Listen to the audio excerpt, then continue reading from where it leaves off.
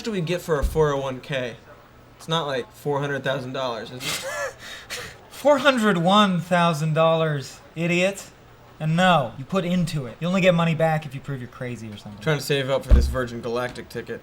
Oh, I didn't know they were still together. And they're not, but like a couple of them are gonna do like a greatest hits tour. What are you actually talking about? Virgin Airlines. Oh. They have this thing, you buy a ticket, and you can go in like their space shuttle and tour space. No, thank you. What? Everyone wants to go to space. Where's your USS Enterprising Spirit? Where's your holy shit in space spirit? The USS Enterprise had alcohol, and the holodeck, and hot chicks. Apollo 13, on the other hand, had space pee, claustrophobia, and shrieking near-death experiences covered in space pee. Real space travel sucks, and it will always suck. Well, that's wrong. The human galactic empire is the future, and the future is now. First of all, space is boring as hell. Okay, all those cool Hubble photos you see, those are manipulated after the fact. And even still, that shit comprises like 1/quintillionth% of the view. Most of the time, you're just gonna be looking at a few scattered dots on a video monitor because there's no way in hell they're putting a giant window in a spaceship. Not at first. Not ever! Windows let in deadly radiation and compromise the ship's structural integrity. Remember, this is the screaming void of space. Death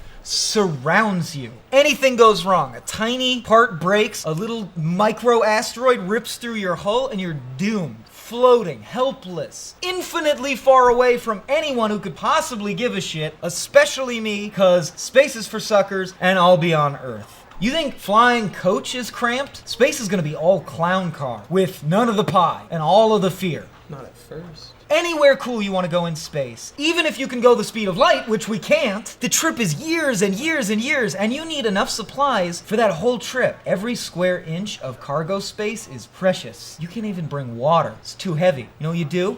You drink the space pee. I'm okay with that. They probably Waterworld it for you. That's cool. I bet if you pay extra, you can pick whose pee it is too. I assume that matters with taste. We're talking years of your life gone. And if you're in a ship that does approach the speed of light, by the time you come back to Earth, your whole family is going to be dead thanks to time dilation. I will make a new family in space. A sci-fi family. Beep boop wap boop beep boop boop boop wap. I love you, Father. Right. I almost forgot. No sex allowed. What? Who would make that rule? It's not a rule, it's just in 0G your blood pressure's too low to maintain an erection. It's a physical impossibility. Just up the G to a G. That button doesn't exist. It does. Deep Space Nine, 2001. You just make a ship that's a ring that spins, and then you walk around the ring. Yeah, if you want to walk uphill, no matter where you are, everywhere you go, all the time. It's not so bad. I will get in shape. Enjoy your spinning celibacy submarine. If you need me, I'll be beyond any possible contact and essentially dead to you. No way, buddy. I'll come back in an escape pod and bring you with me when you change your mind. If your escape pod is essentially a second fully functioning ship with its own gravity system and enough supplies to last the years it takes to return to Earth, I'll still be dead. But fine, you can take my bones to Mars or something. That's really sweet of you to say. You know, you kind of dominated this whole conversation. Like, it was really hard to talk to you. Can't hear you. Got my earbuds in. That's clearly not true. Roll sound. Roll cameras. And action. There was never really a clear villain. Like, the motivations, nobody's plan ever made sense. I can't talk about it without spoiling it, so I'm just gonna get into spoiler territory here. It fucking blows.